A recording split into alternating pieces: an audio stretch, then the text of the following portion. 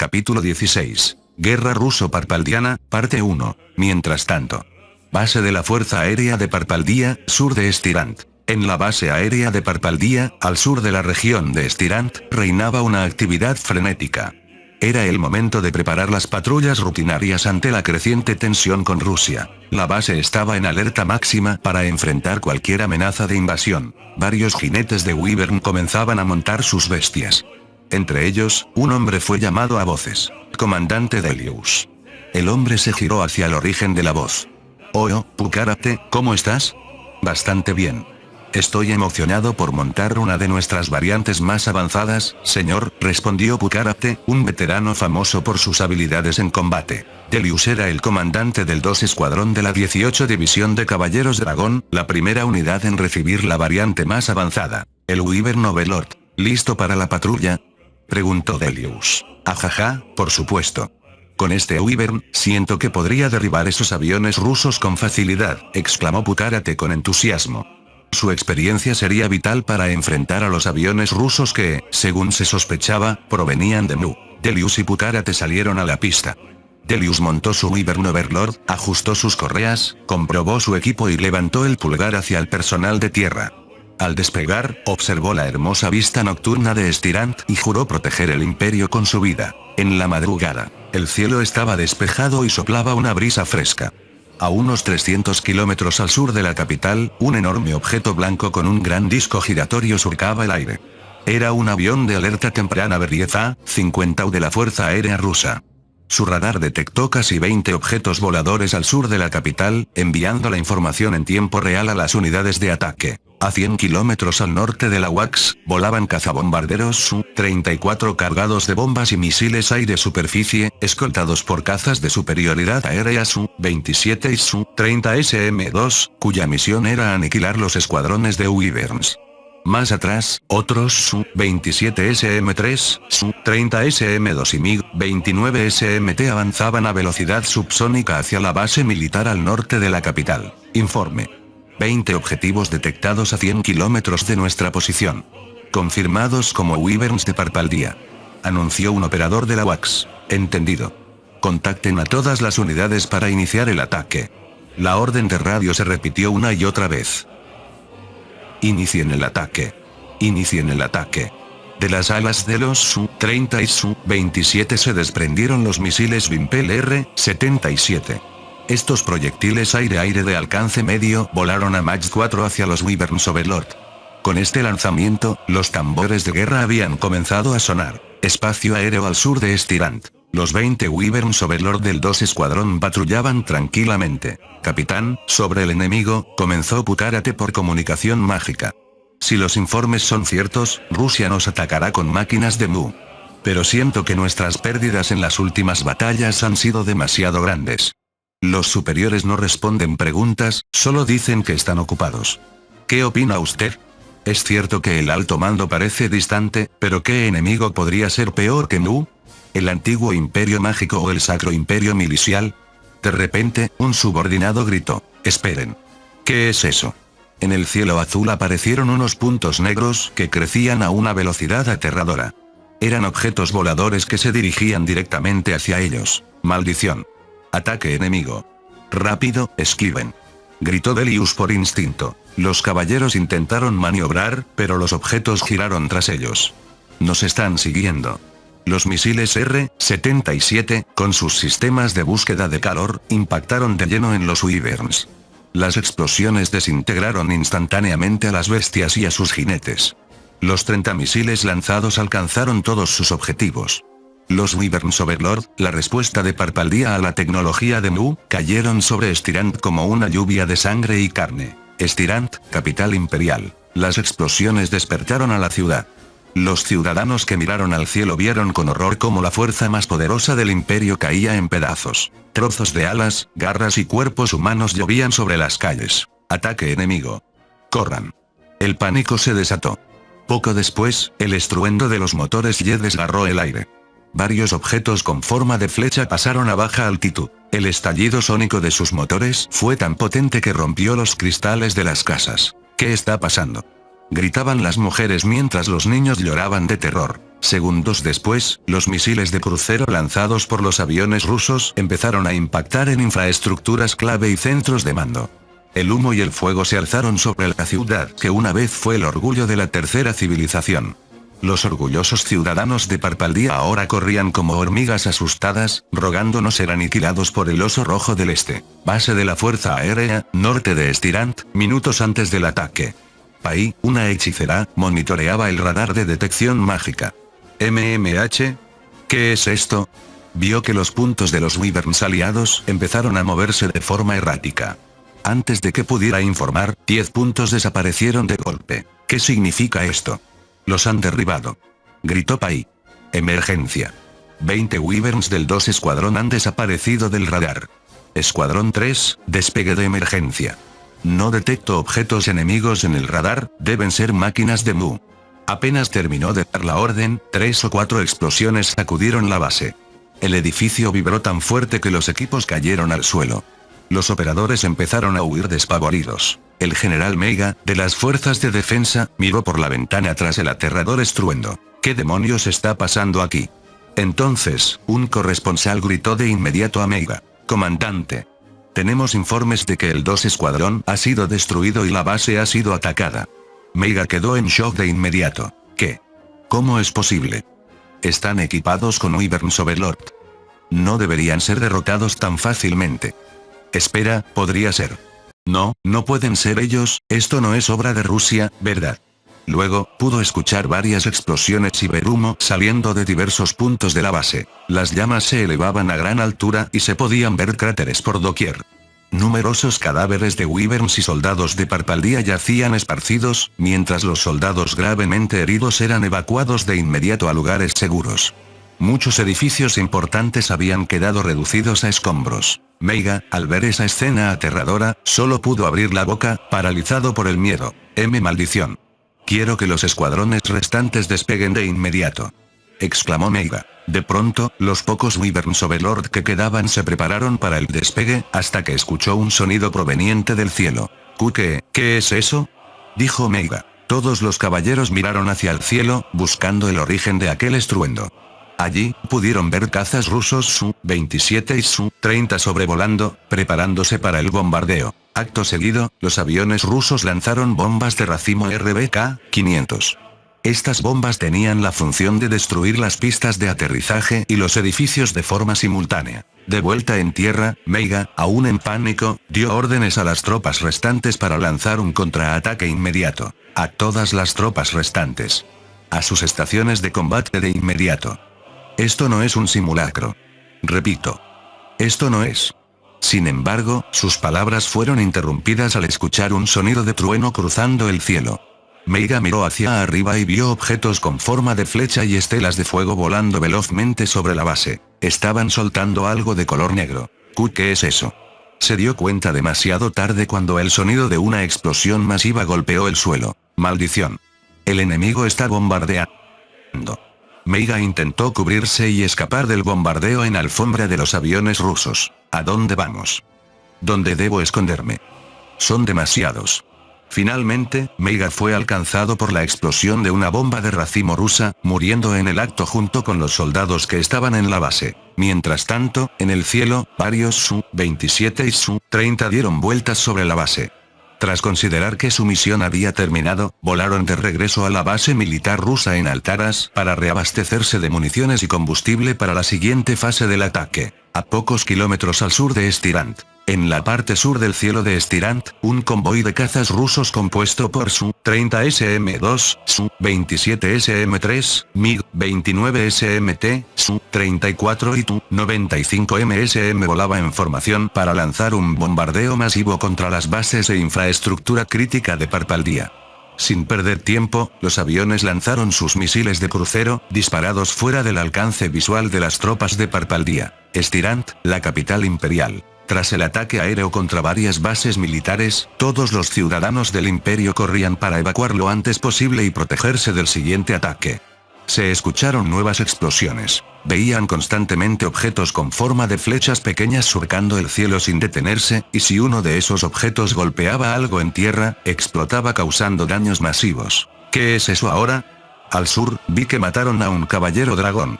Seguro hay otro país intentando atacar al imperio. ¿Quiénes son? ¿Es Rusia? Eso es imposible. No importa cuánto haya crecido esa nación bárbara fuera de las áreas civilizadas, jamás se atrevería a atacar la capital del imperio Parpaldía, el más fuerte de la tercera civilización. Pero, ese si no son ellos, ¿qué demonios es esto? Creo que es otra potencia, no creo que sea el antiguo imperio mágico. Eso es totalmente imposible. Pero esos objetos voladores se parecen mucho a las flechas de luz del antiguo imperio mágico.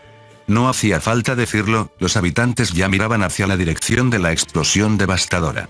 Columnas de fuego sin precedentes se elevaban desde la base militar. Luego, más flechas de luz cruzaron el cielo de Parpaldía hacia la región norte. Maldición. Esos objetos voladores otra vez. Rápido, a cubierto. Todo el mundo corría presa del pánico. Algunos caballeros de Parpaldía estaban igual de aterrados, pero intentaban calmar a los ciudadanos de Estirant.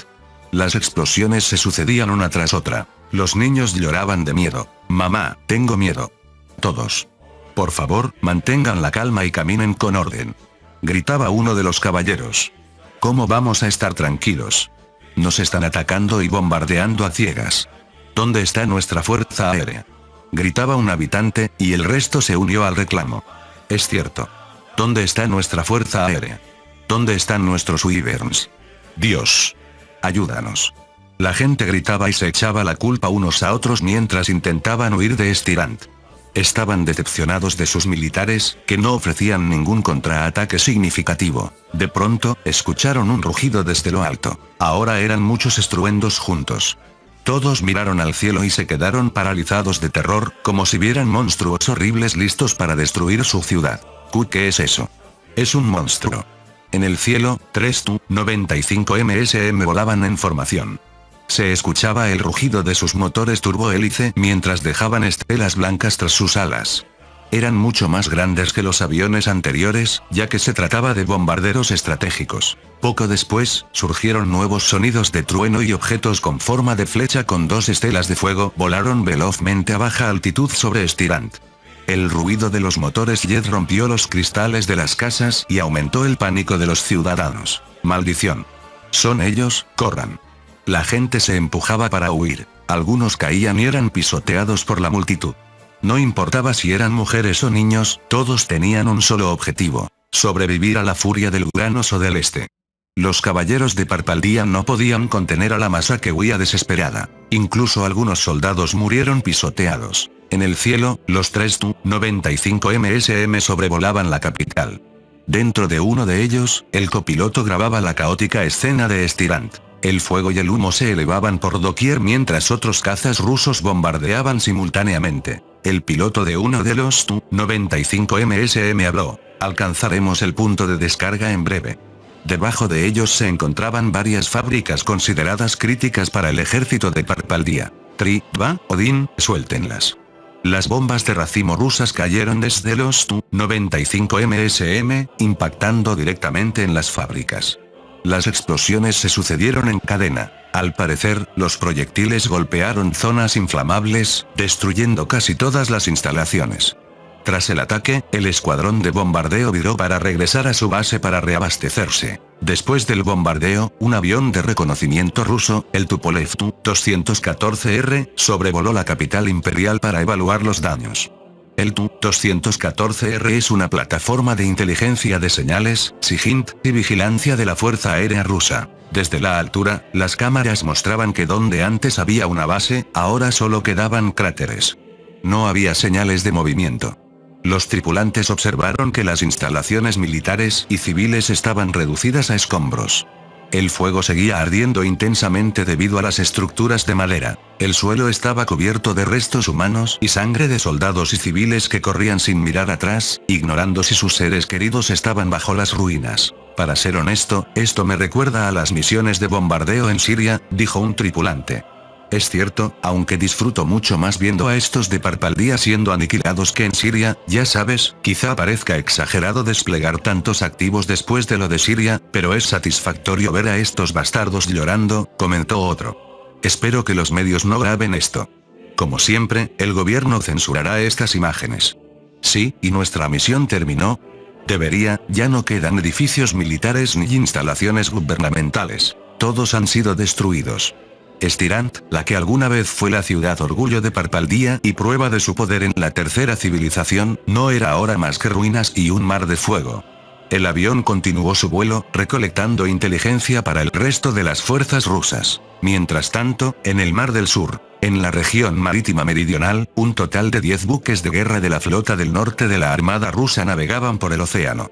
Su objetivo era bombardear la base naval de Parpaldía y asegurar el corredor de desembarco para la infantería de marina rusa. Dentro de la fragata Almirante Gorshkov, Mirus y Lassan observaban la actividad de la tripulación rusa mientras preparaban su ataque contra Parpaldía. Veían equipos cuya función no lograban identificar ni comprender en este buque de guerra. «¿Sabe, señor Mirus? Dudo de cómo Rusia llevará a cabo su ataque esta vez», dijo Lassan, quien se encontraba de pie cerca de la ventana del puente de mando de la Almirante Gorshkov. «¿De qué duda usted?». Entonces, Lassan habló de inmediato. «Bueno, véalo usted mismo, solo tienen 10 barcos y únicamente 6 son de combate. Es cierto que son grandes y capaces de disparar sus cañones de forma simultánea y con alta precisión, pero, ¿no sería suficiente con un solo cañón?», dijo Lassan, dudando del poder de la armada rusa. «Estoy seguro de que Rusia debe tener otras armas», respondió Mirus. «¿Otras armas, dice? ¿Cuáles? Incluso su sistema de defensa aérea es mínimo. Solo tienen un cañón y un número reducido de barcos, y usted habla de otras armas. Ni siquiera tienen un portaaviones para apoyo aéreo». «Ah, si este barco se hunde, culparé totalmente a Rusia por todo esto», sentenció Lassan, quien no confiaba en absoluto en la armada rusa. Ciertamente, Rusia poseía una fuerza aérea poderosa. Esto quedó demostrado tras escuchar las noticias en uno de los televisores del barco sobre cómo los aviones rusos bombardearon Parpaldía y destruyeron casi todas sus instalaciones militares en Estirant. Incluso vio varios aviones gigantes despegando desde sus bases en Altaras y Topa. Pero aún así, la armada era una fuerza vital en la guerra, y viendo el estado de esta flota, Lassan no estaba seguro de si Rusia podría ganar la batalla. Entonces, Mirus preguntó al capitán del barco: «Señor Korolev, sé que tiene mucha confianza en su navío, pero, ¿está seguro de que con solo 6 buques de combate podemos ganar esta guerra?». «Descuide, señor Mirus, verá cómo la flota rusa combate, tal como lo hicimos en la campaña de Siria», respondió Korolev. Mirus había escuchado historias de algunos tripulantes sobre la intervención rusa en la guerra civil de un país llamado Siria en su antiguo mundo, donde los buques rusos dispararon lo que llamaban misiles de crucero desde una distancia que Mirus, siendo ingeniero, no podía procesar. Unos 1500 kilómetros del objetivo. Era una distancia demencial para Mirus y solo lo consideraba una historia o propaganda. Sin embargo, de ser cierto, era una capacidad que incluso Mu debía vigilar. Sería muy problemático si un enemigo pudiera atacar desde una distancia donde ni siquiera se le puede ver. De pronto, el oficial ejecutivo, Shaw, llamó al capitán Korolev. «Señor. El Pedro el Grande nos ha ordenado realizar el ataque contra la base naval de Parpaldía». «Entendido, toda la tripulación a sus puestos de combate. Preparen el VLS para lanzar los misiles de crucero calibre», ordenó Korolev. El misil de crucero calibre 3M54 calibre, con la variante naval denominada 3M14T, es uno de los misiles de crucero más modernos de Rusia. Actualmente operan 3 variantes: naval, aérea y terrestre.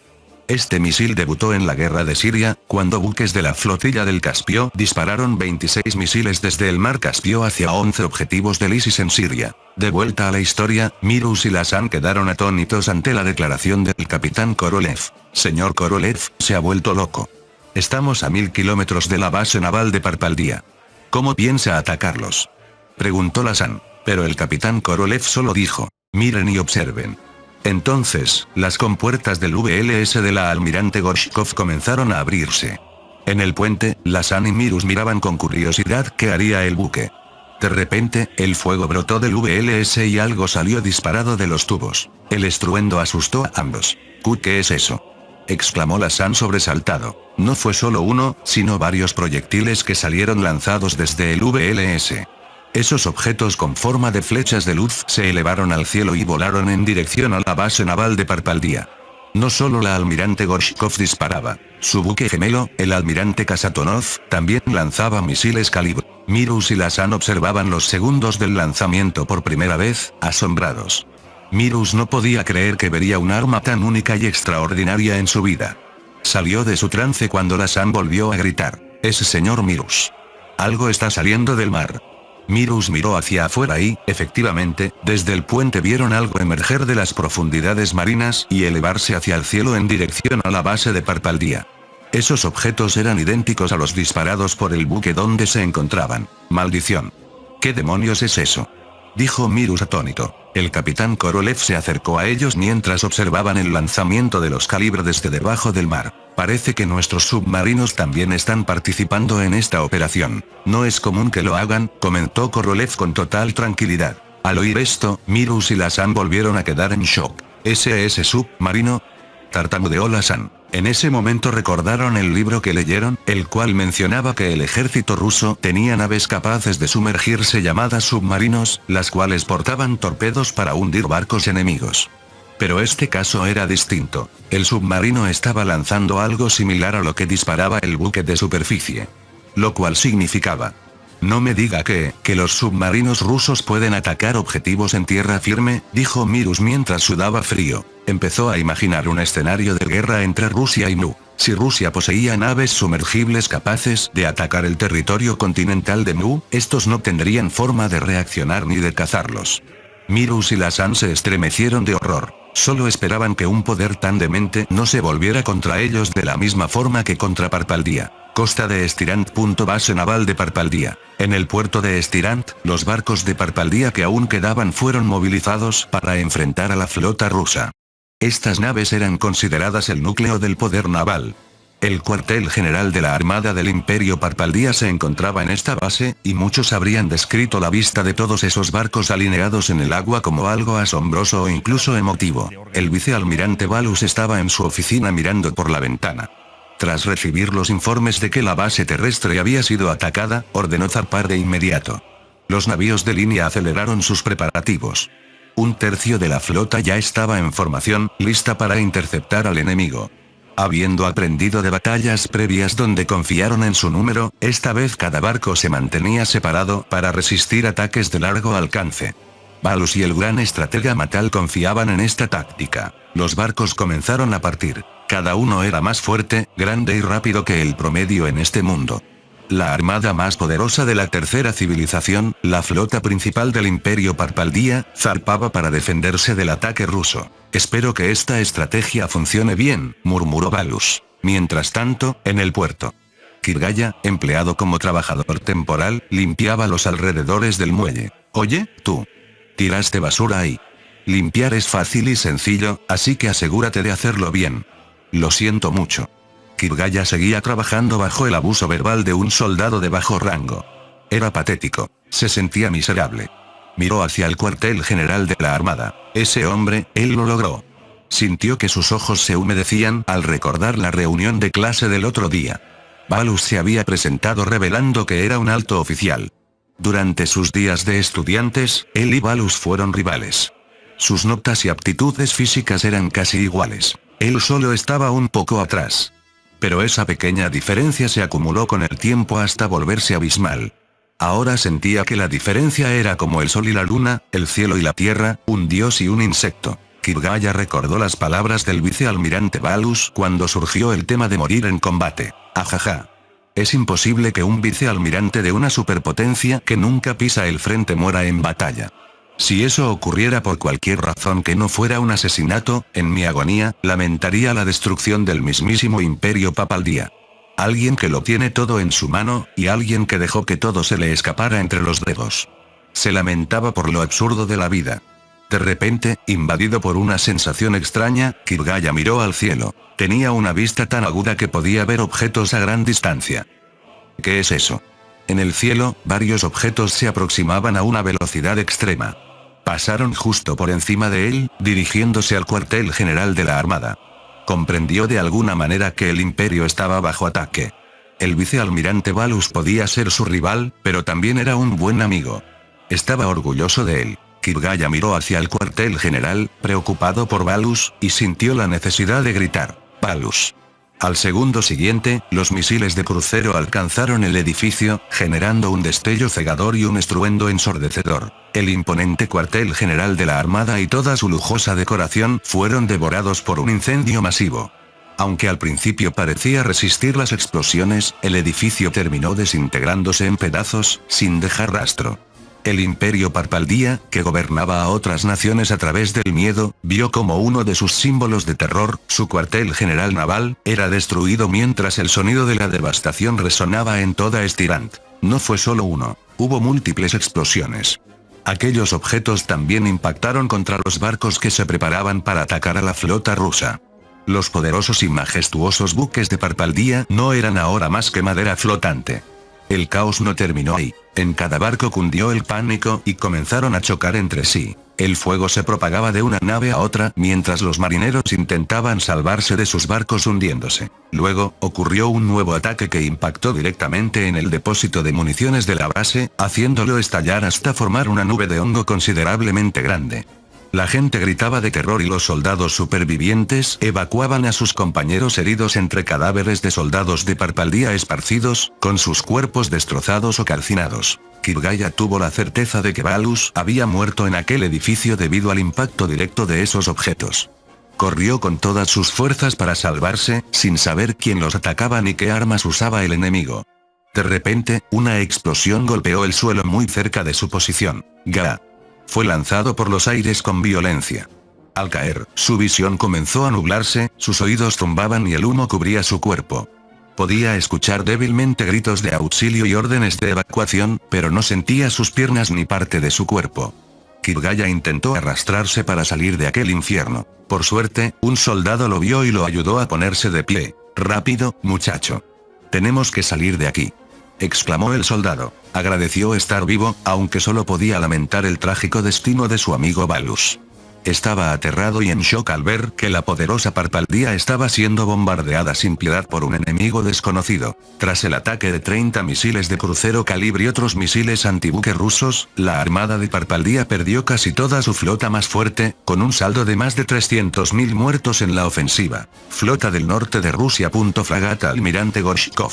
Dentro de la Almirante Gorshkov, Lassan y Mirus no podían dejar de asombrarse mientras miraban las pantallas que mostraban la base naval de Parpaldía grabada por aviones de reconocimiento. Había sido destruida con una facilidad pasmosa.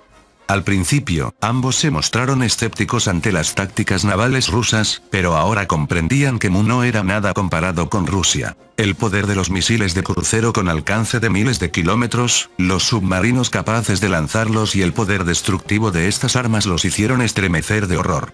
No solo eso, según los informes recibidos, no solo su flota tuvo éxito, sino que otras flotas rusas, como la del Mar Negro y la del Báltico, también habían logrado destruir las bases navales de Parpaldía. Lo más aterrador para Mirus y Lassan era que incluso barcos pequeños, del tamaño de los destructores de Mu, poseían un poder destructivo equivalente al de un acorazado. No debemos subestimar a Rusia bajo ninguna circunstancia. Son monstruos, dijo Mirus. Tras el éxito del bombardeo, la armada rusa comenzó a prepararse para la operación de desembarco de su infantería de marina en territorio de Parpaldía. Cielo de la frontera entre Topa y Parpaldía. En el cielo de la frontera oriental, el bombardero ruso Tu-22M3M, escoltado por 10 Su-34 y 6 Su-25, volaba para realizar un ataque en la región este de Parpaldía. Según los informes, allí se encontraba Duro, una ciudad industrial que servía como columna vertebral del poderío manufacturero del imperio. La misión: destruir Duro mediante ataques aéreos y capturarla con paracaidistas rusos. Dentro del Tu-22M3M, el piloto se preparó para lanzar su carga. En 3, 2, 1, fuego. 4 misiles fueron lanzados desde el Tu-22M3M, pero no eran misiles ordinarios. Los 4 proyectiles volaron a una velocidad inimaginable. De tan veloces que eran, la fricción con el aire generó fuego, pareciendo meteoros listos para destruir todo a su paso. Esto marcaría una nueva historia para el nuevo mundo. Parpaldía sería la primera víctima de una de las armas más letales del arsenal ruso. La daga Kinzhal había entrado al campo de batalla, lista para hundir su hoja en su presa. Fin del capítulo 16. El link a la historia del autor estará en la descripción.